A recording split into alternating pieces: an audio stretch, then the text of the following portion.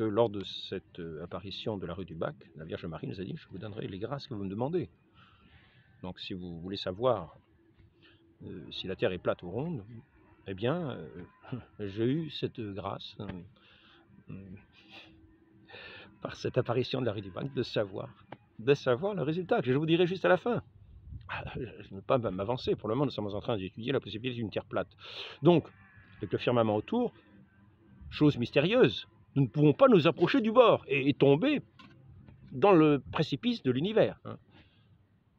Ou sur la Lune, ou sur Mars, ou sur le Soleil. Non, non, non, non, non, non, non, non, non. Nous sommes empêchés d'aller au bord. Et les avions qui décollent, d'ailleurs, eux d'eux-mêmes, doivent être sans doute en train de faire un petit périmètre au-dessus et de jamais dépasser le bord de la Terre, sinon ils verraient bien la tranche de la Terre, quoi. Ils verraient bien, vous comprenez, ils verraient le demi-disque et puis éventuellement la demi-sphère en dessous, quoi. Demi-sphère en dessous. Qu'est-ce que tu as respiré comme ça? Alors, donc, revenons à cette Terre plate. Revenons à cette Terre plate. Hein. Je ne vais pas parler des missiles, des fusées, ces choses-là. Non. Donc nous sommes empêchés. Il y a comme un brouillard peut-être qui nous empêche de voir plus loin, qui nous empêche d'approcher. Nous n'avons jamais non plus entendu dire, c'est bizarre, allô, allô, j'arrive, il y a un brouillard mystérieux, une force qui m'empêche d'avancer. Nous n'avons jamais entendu ça.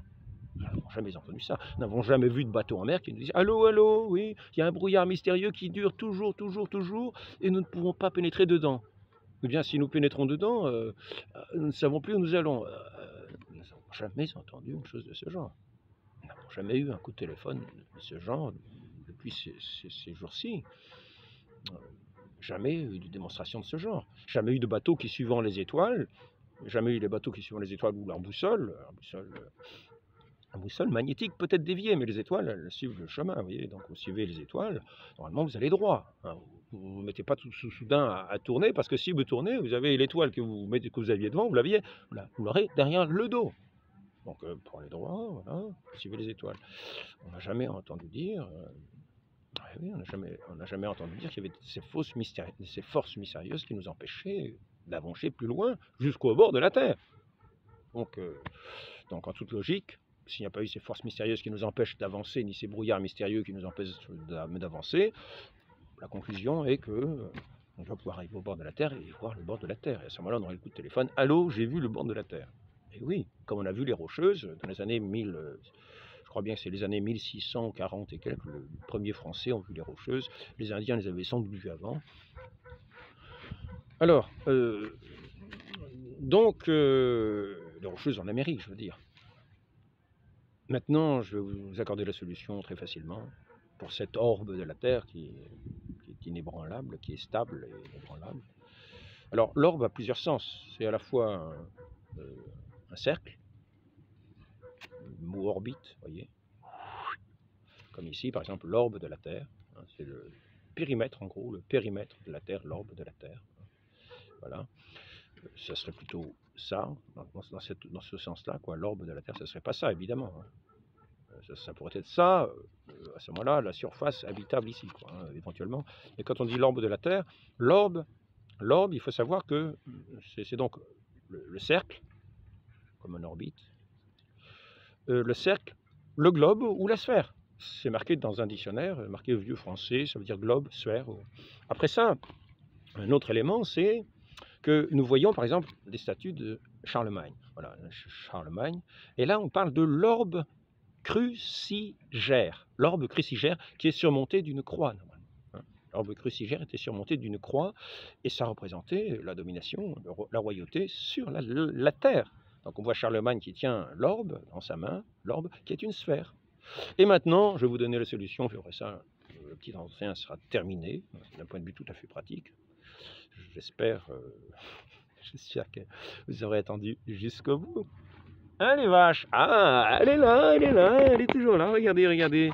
Alors, est-ce que ça t'a intéressé? Mais c'est pas fini, tu vas voir la conclusion maintenant. Qu'est-ce que vous en pensez? Ne sont-elles pas belles, ces vaches? Meuh, meuh, meuh.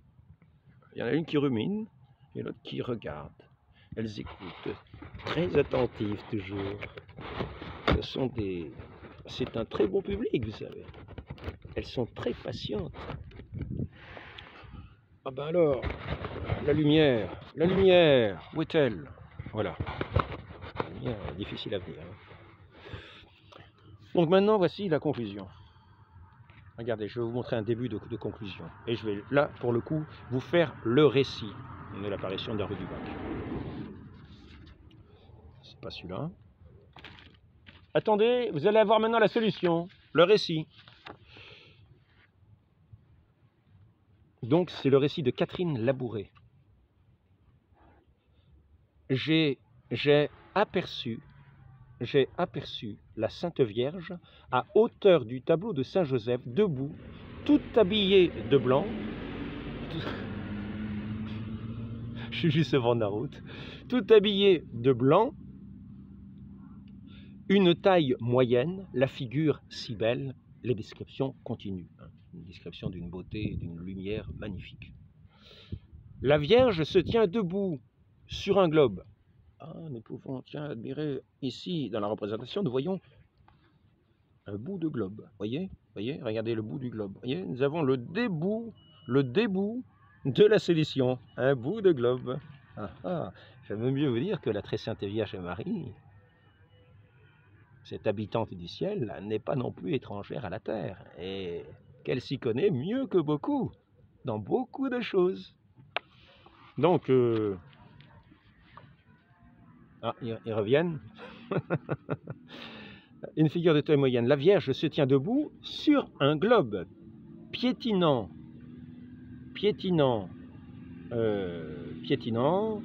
est-ce que c'est Alain? Piétinant un serpent. Elle a 12 étoiles autour de la tête. La Vierge tient dans ses mains un globe terrestre. Alors ça, c'était à la deuxième apparition. Elle tient dans ses mains un globe terrestre. Vous allez voir, la représentation, c'est celle-là. Voilà, le globe, vous voyez, le globe.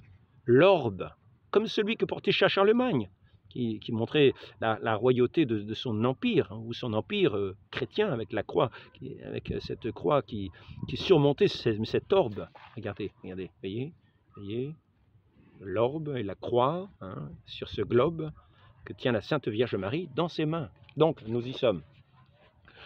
Alors, ici, se tient debout sur un globe piétinant un serpent. Elle a 12 étoiles autour de sa tête. La Vierge tient dans ses mains un globe. Je remonte le globe ici, là, voilà, pour ceux qui ne le voient pas. Un globe terrestre, doré, surmonté d'une petite croix.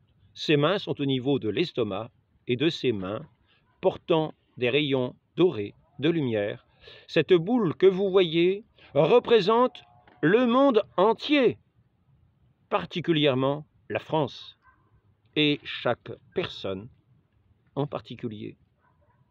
À l'apparition de décembre, la Vierge Marie est apparue les mains baissées, comme nous la connaissons si bien, de cette manière-là.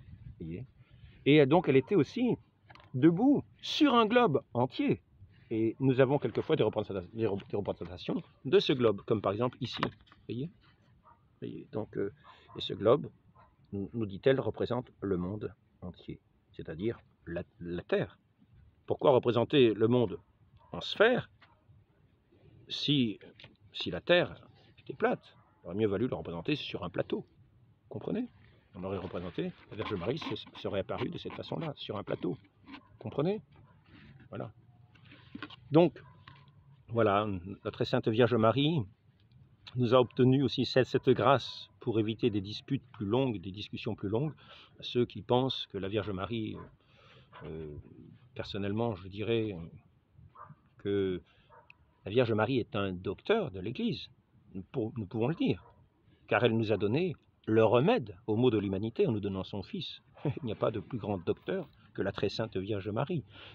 Donc quand elle nous apparaît et qu'elle nous dit que ce globe, que cette sphère, que cette orbe représente le monde, nous pouvons bien penser, de cette façon qu'elle nous dit, que nous ne sommes pas sur un plateau où nous risquerions de tomber dans des précipices, mais sur cette terre, de cette façon-là, plutôt une orbe sur laquelle, depuis le Moyen-Âge, depuis l'Antiquité, les Les princes chrétiens la faisaient surmonter d'une croix pour établir cette domination de Dieu sur le monde, que le serpent que nous voyons donc au pied de la Vierge Marie, qu'elle écrase, que le serpent voulait enlacer, que le serpent voulait mettre sous son joug. Ainsi, c'est le règne du Christ que cette très sainte Vierge Marie nous annonce. Ces rayons de grâce divine qui passent par ses mains, comme notre Seigneur Jésus-Christ est venu parce qu'il a été conçu de cette très sainte Vierge Marie, l'Immaculée Conception. Ainsi, nous pouvons remercier la très sainte Vierge Marie dans cette apparition de nous avoir montré, de nous avoir fait aussi une leçon de géographie qui ne mérite pas de dispute théologique, qui reste simplement du domaine de la géographie et de l'état des reliefs, des terrains. Voilà.